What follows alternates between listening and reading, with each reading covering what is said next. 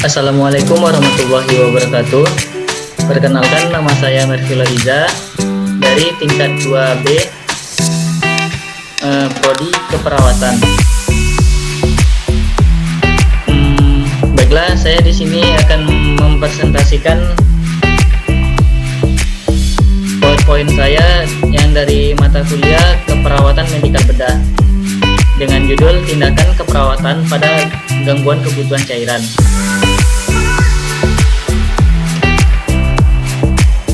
Yang pertama, kita mulai dari pemberian obat. Pemberian obat sesuai dengan program terapi. Standar obat.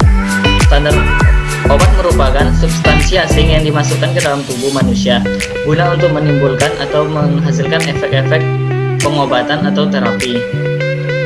Dan standar obat yang baik diantaranya, yang pertama kemurnian, yaitu bahwa obat mengandung unsur keaslian, tidak ada percampuran.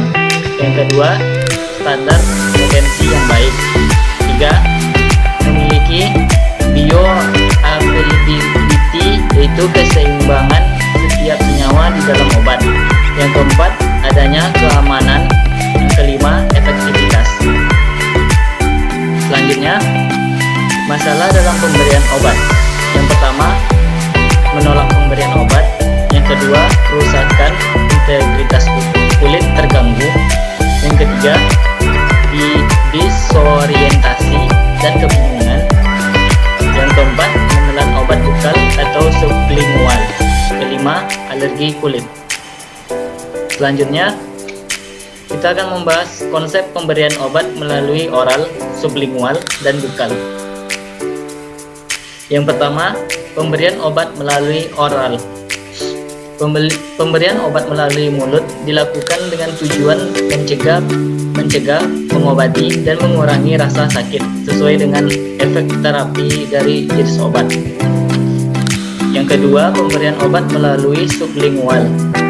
Pemberian obat melalui sublingual merupakan rute pemberian obat yang diabsorpsinya baik melalui jaringan kapiler di bawah lidah. Obat-obat ini mudah diberikan sendiri karena tidak melalui lambung. Sifat kelabilan dalam asam dan permeabilitas khusus tidak perlu dipikirkan. Yang ketiga, pemberian obat melalui bukal. Pemberian obat secara bukal adalah pemberian obat dengan cara meletakkan obat di antara gusi dengan membran mukosa di antara pipi.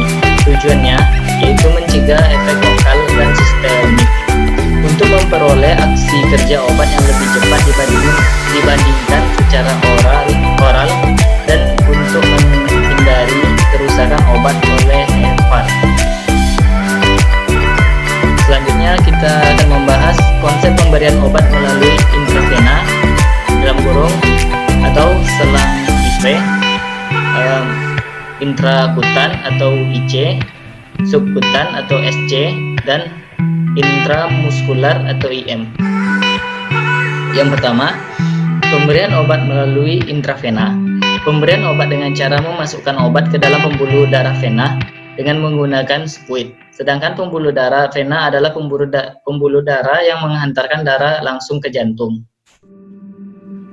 Selanjutnya, yang kedua, pemberian obat melalui jaringan intrakutan atau IC. Pemberian atau memasukkan obat ke dalam jaringan kulit dilakukan sebagai tes reaksi alergi terhadap obat yang akan digunakan. Pemberian obat melalui jaringan intrakutan ini dilakukan di bawah dermis atau epidermis. Selanjutnya, yang ketiga, pemberian obat melalui jaringan subkutan atau SC.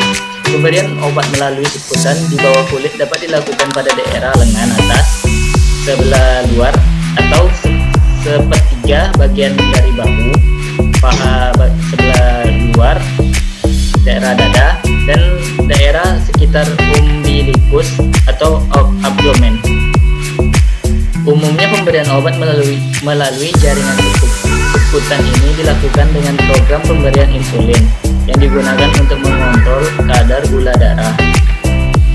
Yang keempat, pemberian obat melalui intramuskular atau IM. Pemberian obat melalui intramuskular merupakan pemberian obat dengan memasukkannya ke dalam jaringan otot. Lokasi penyuntikan dapat dilakukan di dorsogluteal atau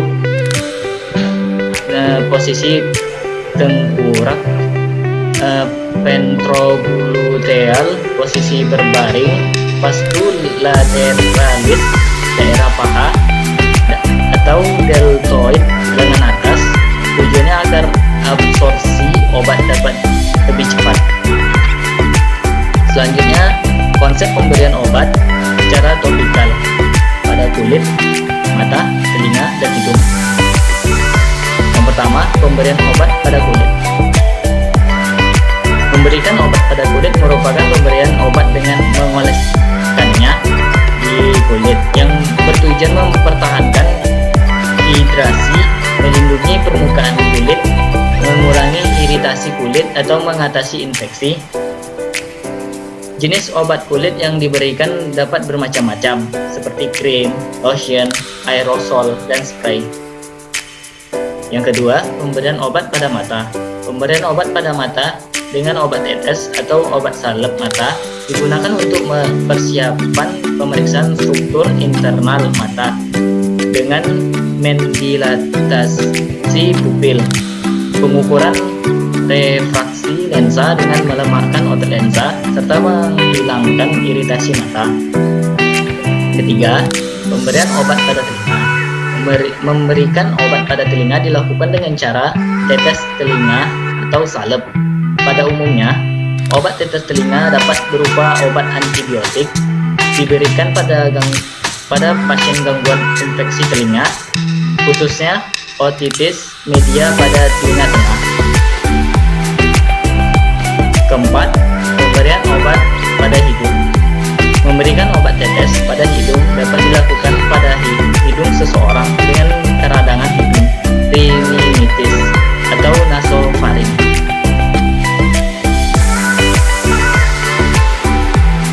Selanjutnya, konsep pemberian obat melalui anus atau rektum dan vagina.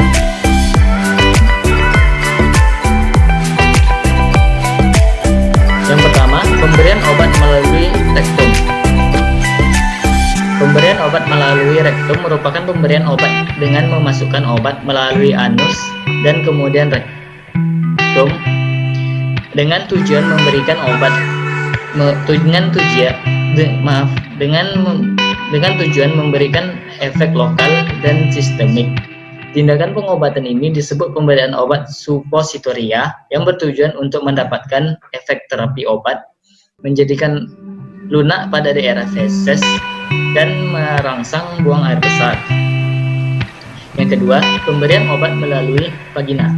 Pemberian obat melalui vagina merupakan tindakan memasukkan obat melalui vagina yang bertujuan untuk mendapatkan efek terapi obat dan mengobati saluran vagina atau serviks.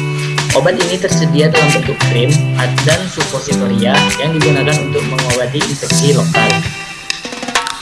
Selanjutnya kita akan membahas memberikan pendidikan kesehatan.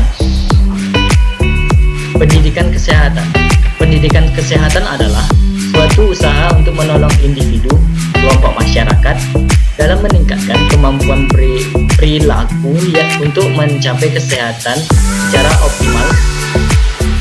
Lalu tujuan pendidikan kesehatan yang pertama ada menjadikan kesehatan suatu yang bernilai di masyarakat. Yang kedua, menolong individu agar mampu secara mandiri atau kelompok mengadakan kegiatan untuk mencapai tujuan hidup sehat. Yang ketiga, mendorong dan mengembangkan secara cepat sarana pelayanan kesehatan yang ada. Selanjutnya, ruang lingkup pendidikan kesehatan. Yang pertama, sasaran pendidikan kesehatan ada pendidikan kesehatan individual, lalu pendidikan kesehatan kelompok, dan pendidikan kesehatan masyarakat. Yang kedua, tempat pelaksanaan pendidikan kesehatan. Yang pertama itu ada pendidikan kesehatan di sekolah, lalu pendidikan kesehatan di pelayanan kesehatan, dan yang terakhir pendidikan kesehatan di tempat-tempat kerja. Yang ketiga, tingkat pelayanan pendidikan kesehatan. Pertama ada promosi kesehatan, lalu perlindungan khusus, lalu diagnosa dini dan pengobatan segera, pembatasan kecacatan, dan pemulihan. Selanjutnya, peran perawat dalam pendidikan kesehatan. Yang pertama, sebagai pelaksana pelayanan keperawatan. Yang kedua, sebagai pengelola. Yang ketiga, sebagai pendidik. Yang keempat, sebagai peneliti. Selanjutnya kita akan membahas konsep asuhan keperawatan. Yang pertama itu ada pengkajian. Pengkajian adalah angka awal dan dasar bagi para perawat dalam melakukan pendekatan guna untuk mengumpulkan data dan menganalisa sehingga dapat diketahui kebutuhan pasien tersebut. Pengumpulan data yang akurat dan sistematis akan membantu menentukan status kesehatan dan pola pertahanan pasien, serta memudahkan dalam perumusan diagnosa keperawatan. Yang kedua, pengumpulan data. Satu yang bisa dikumpulkan yang pertama adalah identitas meliputi nama, usia, jenis kelamin, pendidikan, alamat, pekerjaan, agama, suku bangsa, tanggal dan jam, nomor registrasi dan diagnosa medis. Yang kedua, keluhan utama. Tiga, riwayat penyakit sekarang. Empat, riwayat kesehatan dulu atau sebelumnya. Yang kelima, riwayat kesehatan keluarga. Yang keenam, riwayat psikososial. Yang ketiga, pemeriksaan fisik. Yang pertama ada pada sistem pernafasan atau B1, breathing. Yang kedua, sistem kardiovaskular, B2 atau blood. 3, sistem persyarafan, B3 atau brain. Yang keempat, sistem perkemihan, B4, bladder. Yang kelima, sistem pencernaan, B5, bowel. Yang keenam, sistem muskuloskeletal, B6 atau bone. Yang keempat, analisa data. Setelah data dikumpulkan, maka data akan dikelompokkan, kemudian dilanjutkan dengan perumusan diagnosa. Diagnosa keperawatan adalah cara mengidentifikasi, memfokuskan, dan mengatasi kebutuhan spesifik pasien serta respon pasien terhadap masalah aktual dan resiko tinggi. Diagnosa keperawatan dengan pasien hipertensi. Yang kelima, diagnosa. Yang pertama bisa diambil nyeri akut yang berhubungan dengan peningkatan tekanan vaskular cerebral. Yang kedua, resiko tinggi terhadap penurunan curah jantung berhubungan dengan peningkatan afterload, vasokonstriksi, iskemia miokard. Yang ketiga, intoleransi aktivitas berhubungan dengan kelemahan umum, ketidakseimbangan antara suplai dan kebutuhan oksigen. Yang keempat, gangguan pada pola tidur berhubungan dengan peningkatan intrakranial.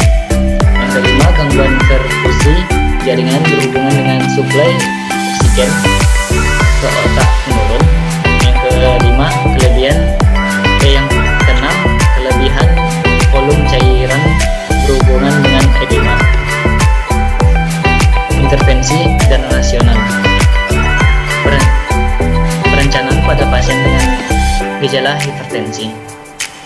Yang pertama, diagnosa yang pertama bisa nyeri akut berhubungan dengan peningkatan tekanan vaskular cerebral. Yang kedua, resiko tinggi terhadap penurunan curah jantung berhubungan dengan peningkatan afload, vasokonstriksi, iskemia mikron.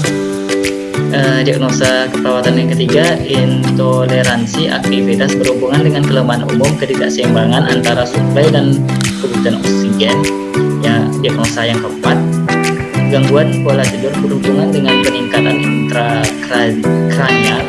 Ya, diagnosa keperawatan yang kelima, gangguan perfusi jaringan berhubungan dengan suplai oksigen ke otak menurun.